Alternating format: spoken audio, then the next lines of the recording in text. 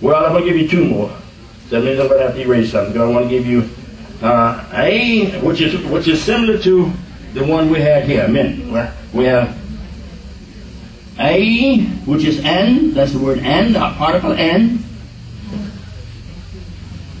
And then Yusala.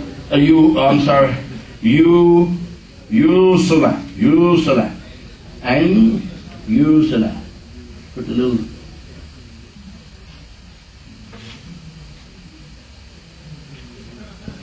and Yusala.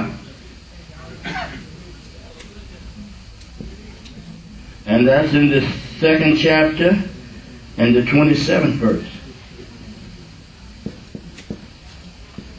All right. I raised up to see if they have any questions, because I don't want to ignore your question. And if you raise your hand too long, you might get tired, so I'll forget it. All right. And then we have, okay, I forgot this one. Let's write this one up here. Yeah. Ayu. Hanna. So I'm just going to ayu han. Yeah. Ay.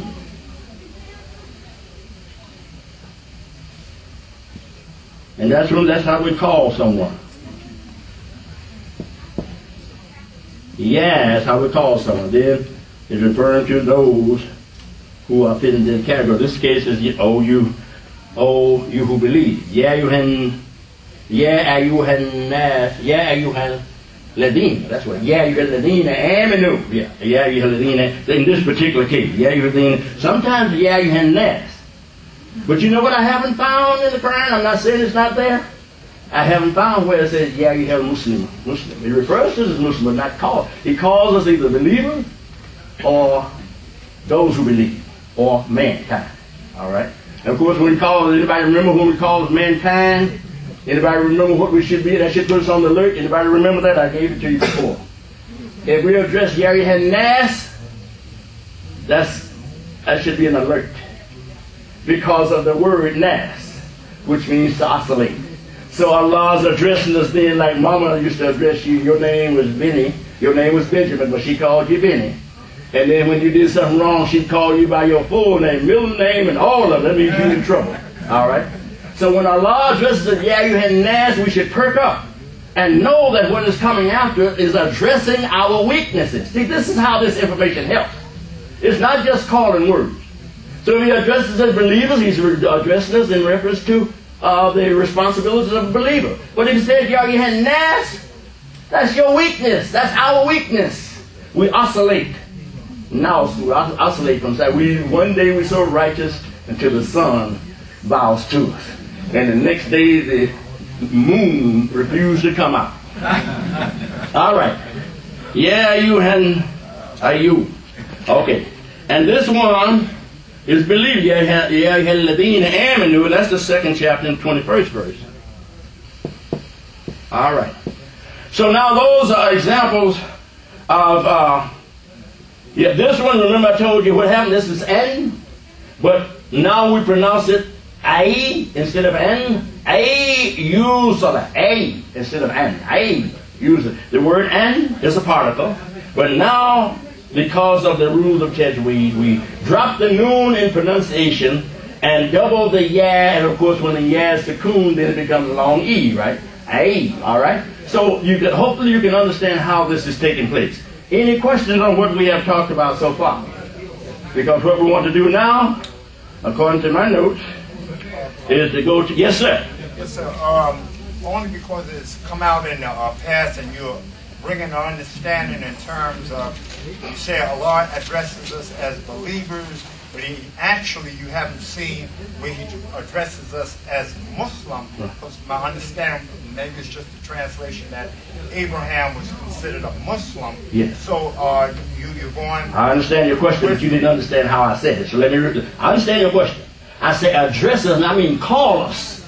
Yes, we're referred to as Muslims. Yes. Matter of fact, it says, "Thou not accept that you be Muslim." That's referring to us as Muslim. But I haven't found a place where he calls us. You understand when I said, you don't understand the difference between read? All right, what is your name? Lasay. Huh? Lasay. Lasay. All right. If I say, well, let's say, is asking a question now. That's one thing. If I say, hey, brother, let's say, now I am addressing you. Before I was just referring to you. Let's say you just asked a question. So you have no need to respond to that unless I falsely accuse you and you say, you're not called. But as long I'm referring to you, let's say, all right? But if I call you, brother, let's say, that's addressing you. That's how I meant it. Now, it may not be the way it's supposed to be, but that's how I meant it. All right? Okay? You're making the distinction. Yes, sir. Yeah, that's how I was referring to it. Addressing, meaning calling us. All right? Calling our attention. Referring to us, yes, we refer to as Muslim. And why was that important? I had said it in another lesson, but long story, it kind of stirred up a little something. Because most of us don't know what a Muslim is. Woo, get that. But most of us don't know what a Muslim is. We only know the little definition that we see in the book. Says a Muslim is one who submits his will to the will of Allah. And that's not wrong. But you need more information. The root word of Muslim is what? Salimat. And while Salimat does mean to be peaceful, but it also means to escape from danger. That's the original meaning of the word Salimat, to escape from danger. Now I ask you who want to say, I really believe it means to make peace. Be at peace and be in danger. All right? Be at peace if somebody got a 45 in your face. Be at peace. You can't be at peace until you escape from danger. Is that correct? All right. So I'm not arguing with a Muslim is one who submits his will to the will of Allah. But it's best to know that a Muslim is one who escapes from danger. How does he escape from danger? By submitting his will to the will of Allah. Obey the laws. Go by the rules. Sir. The rule of gravity is that you can't jump off of a 20-story building safely unless you have some support, right? Parachute, a bungee string, or something. Now you can go up on the top of the 20th story of any or high, whatever, in your holy, what they call the big ones. I don't know, not no little ones like I'm talking the big ones. Turban, your turban, your jalabi, all of it snow white. You have a cane that's 2 feet taller than you. That's your staff, all right? Like, wait now, let me finish this. You have your Holy Quran under your arm. And you're saying Bismillah with every step. And you look down on the ground. You're down at the Sears Tower. You look down there and you see the police is giving your camel a ticket. You ain't riding no car. You on the camel. Your car is about your camel is about to get a ticket. You say, Astaghfirullah, I can't get a ticket. Astaghfirullah, I can't get a ticket. I got to get down there right quick. And so instead of you taking the elevator, escalator, a bungee cord or something, you jump. Allahu Akbar! And jump. You have a magic carpet too. And you jump. Allahu Akbar! What's going to happen when you hit the ground? You will be very holy, won't you? But you'll be a holy mess. Why? Because you didn't obey you didn't keep safe. You never said you were not a Muslim, but you did not remain safe. The meaning of a Muslim is one who escaped from danger.